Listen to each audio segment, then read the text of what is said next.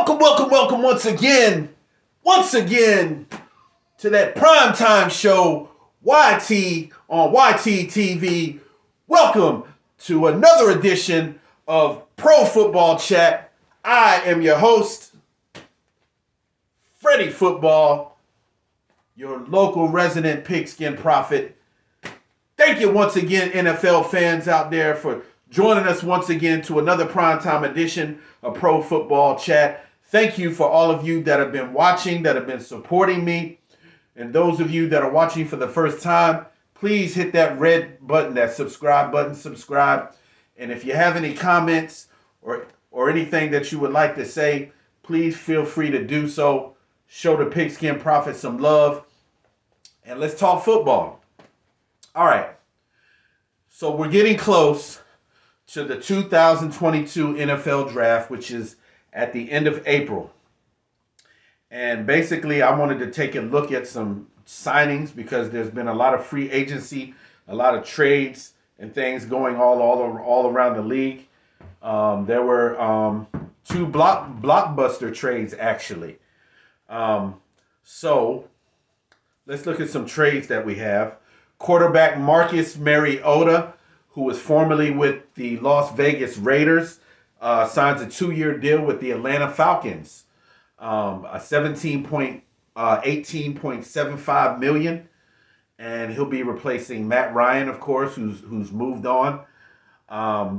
Quarterback Matt Ryan was traded by Atlanta after 14 seasons there to the Indianapolis Colts in exchange for a 2022 third-round draft pick. They're working on a contract that's ongoing for Ryan, which is 2 years, and it's got $53.9 million remaining.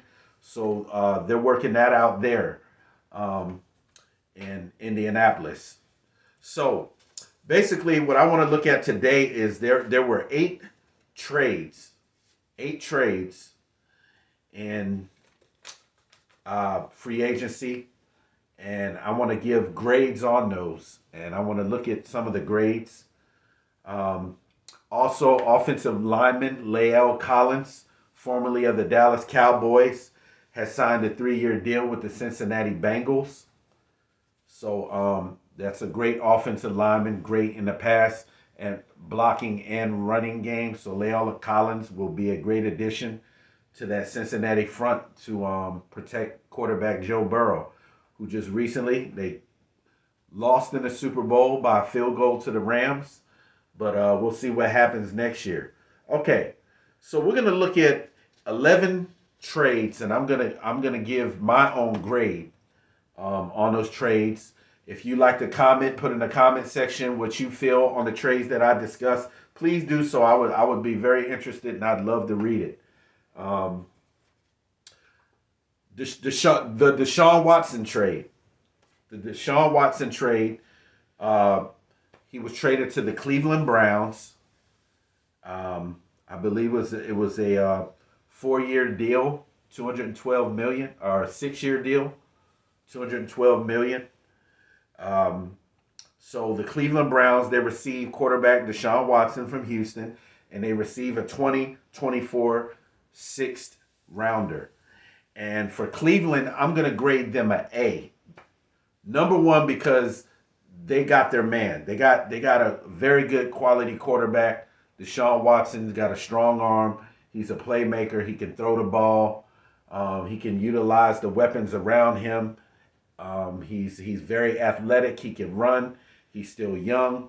And I know that there's these legal issues that he still may have to deal with before he gets back on the field.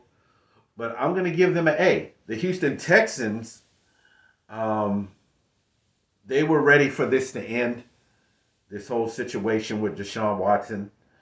What did they receive? They received a 2022 first rounder, pick number 13. They received a 2022 fourth rounder, pick 107. They received a 2023 first rounder. They received a 2023 third rounder, a 2024 first rounder, and a 2024 fourth rounder. So in the coming years, they'll have a couple of picks in the first round, which will benefit them greatly. I'm going to give them an A plus, but we're going to watch how these picks that they receive play out because they're going to have to make the most of these um, for that grade to stick. I'll give them an A plus right now because of what they're getting in return, what they're receiving in return for trading Deshaun Watson. But this is going to be key to their turnaround. These picks right here. So if they pick exactly what they need and it benefits them as a team and it pushes them forward and it makes them a contender or possibly a Super Bowl contender, then these picks were taken to the maximum. And that's what they want out of these. So Cleveland has become much better as a quarterback. I believe Deshaun Watson is an upgrade over Baker Mayfield. Not taking nothing away from quarterback Baker Mayfield is a good quarterback, but Deshaun Watson really upgrades that offense. And they have Nick Chubb as a running back, um, and they got some weapons on that side of the ball. So you know Jarvis Landry. So they got Deshaun Watson has a few weapons around him. So can't wait for the season and see how that plays out. But both teams benefited greatly from this trade, so they both get A's. The Russell Wilson trade. Russell Wilson, of course, was traded from the Seattle Seahawks to the Denver Broncos. Denver, they receive, of course, quarterback um, Russell Wilson, and they receive a fourth rounder pick this year, 2022 fourth rounder, pick 116. Um, the Seattle Seahawks, they receive three players in multiple picks in this deal. They get former Broncos quarterback Drew Lock, not a bad quarterback, tight end Noah Fant, and defensive lineman Shelby Harris. They get a 2022 first rounder, number 9 pick. They get a 2022 second rounder, the number 40 pick in the draft. They get a 2022 fifth rounder, number 152 pick in the draft. They get a 2023 first rounder and a 2023 second rounder. Not bad. Um, I'll give the Seahawks a B plus, a low a high B. Um, because they get two first rounders out of the deal, a 2022, and they get a first rounder next year.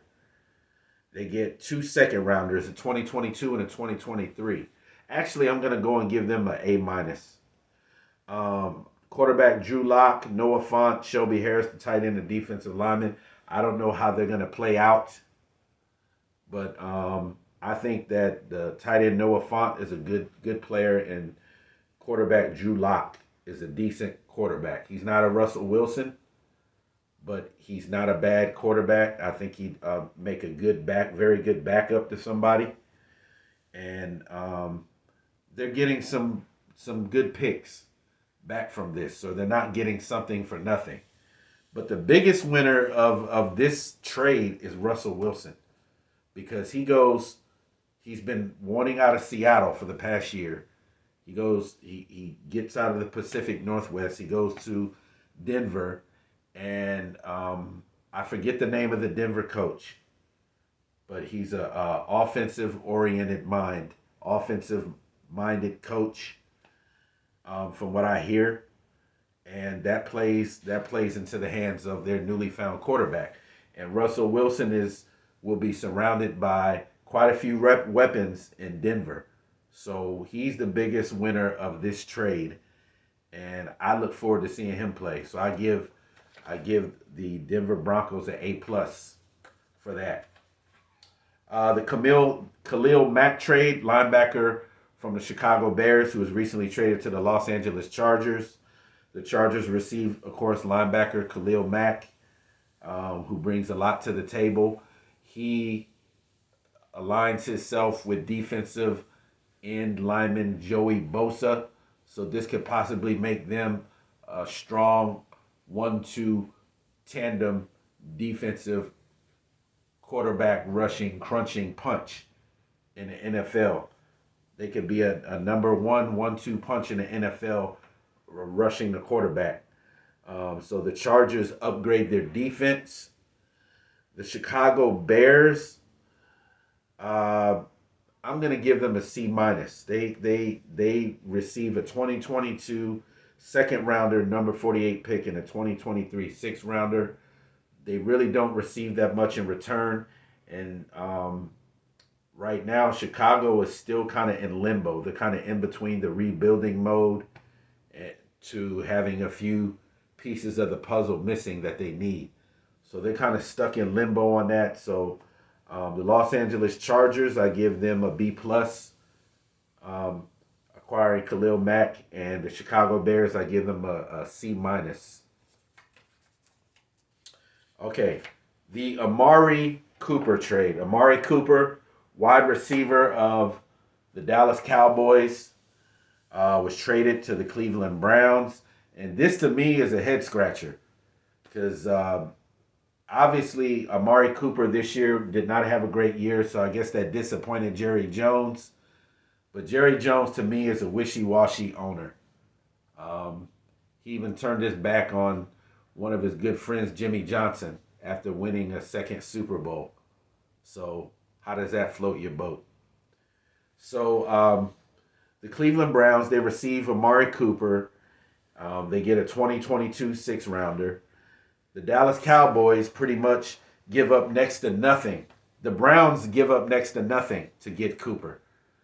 And Dallas, they're not even compensated for it much. They get a 2022 fifth rounder, number 155 pick in the draft, and a 2022 sixth rounder, number 193. So they're giving up a lot of talent. Amari Cooper is a very talented wide receiver. Why you would trade him for a fifth and sixth round pick, I have no idea. And I question that. I question the logic on that trade, Jerry Jones. So the Cowboys get a grade of a D on the Amari Cooper trade. The Cleveland Browns, I'm giving them an A because Amari Cooper has now become another weapon for Deshaun Watson of the Cleveland Browns to throw to. And they have a running game. They have Nick Chubb. And they have, can't think of his name, the other running back. It'll come to me later, but they have another added weapon, which they already have some weapons on offense. So that gives Deshaun Watson more ammunition on that offense to keep the Cleveland Browns offense on the field, and they might possibly be a high-scoring machine. But Amari Cooper is definitely a great target to throw to, and I have no idea why Jerry Jones got disappointed in this man and traded away this kind of talent. So that's beyond me. Okay, the Davante Adams trade. Davante Adams, the wide receiver who played on the Green Bay Packers. He was traded to the Las Vegas Raiders recently, and the Raiders, out of this deal, they receive wide receiver Davante Adams. The Green Bay Packers, they get a 2022 first rounder, the number 22 pick in the draft of this year's draft, and they get a second rounder in 2022 of this year's draft at number 53. So I give them a B plus. I'm sure that was pretty rough to let Davante Adams go, but and they had offered to pay him more pesos, but he chose to leave. So that's what they did. Aaron Rodgers came back. So it just would have been an added bonus by Aaron Rodgers coming back and them retaining Davante, but he went on to the Raiders. So it is what it is, but it does leave Green Bay with the issue of trying to find a top wideout because now they don't have a top wideout. They have Randall Cobb, Lazard, and a few others, but none of them are on the caliber of Davante Adams. So now they're going to have to reach in their bag of tricks in the draft and see if they can get a top quality receiver. So the Raiders, I grade them an A for acquiring one of the best wide receivers in the league. Green Bay Packers, I'm going to give them a B plus only because they get a first and a second rounder out of the deal. Tyreek Hill, super fast. Tyreek Hill, they call him the cheetah who comes from the Kansas City Chiefs. He was recently traded in a blockbuster deal to the Miami Dolphins. The Dolphins receive wide receiver Tyreek Hill. I'm going to give them a grade. Tyreek Hill can change the game, the complexion of the game within seconds. He can stretch the field. He can take defenses out of their game plan simply because of his superior speed. Um, he's vertical down. You get him vertical down the field, and it's over. He catches that ball, and it's a touchdown. And that's why they call him the cheetah. You can't catch him.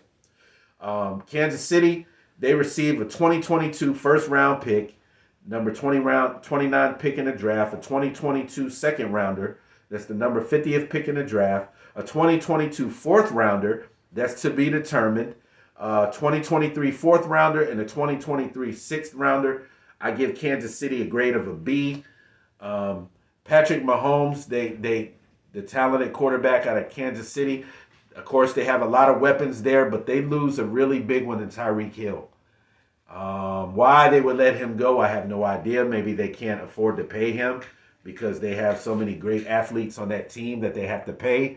So they're trying to save money in the cap space. So they let him go in that blockbuster deal. But the Miami Dolphins get an A+. Tua Tagliavoa, the quarterback for the Miami Dolphins. He now has a weapon in Tyreek Hill, and with a few other weapons there, and so that should give him no excuses to play well this year for the Miami Dolphins. So the Miami Dolphins get a grade. I grade them an A. In the Tyreek Hill trade, Kansas City, I grade them a B. Matt Ryan trade, mentioned it earlier. Matt Ryan was traded to the Indianapolis Colts after spending 14 seasons in Atlanta with the Falcons. The Colts receive quarterback Matt Ryan. The Atlanta Falcons receive a 2022 third rounder, the 82nd pick in the draft.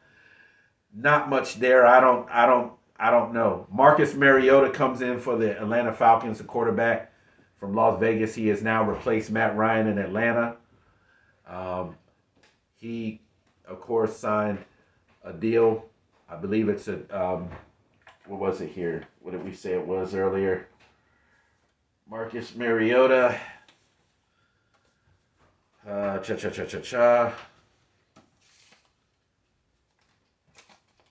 think it was 2 years, $18.75 million. Here it is. He agreed to terms on a 2-year deal. $6.75 million, 1.75 million guaranteed pesos base salary. He gets a $5 million signing bonus. He has a $12 million option for 2023. Quarterback Matt Ryan, he brings somewhat of an upgrade. Carson Wentz is gone. He fills in the slot. Matt Ryan, great game manager, gets the ball out of his hands quickly, can be very dangerous if you give him time to throw. I'm going to grade the Colts a B+ on acquiring quarterback Matt Ryan. Atlanta Falcons, I'm going to give them a C+. They get much of nothing, a third rounder, but they do get Marcus Mariota. He is not an upgrade over Matt Ryan in Atlanta, but they do have their starting quarterback. Last trade, the Carson Wentz trade.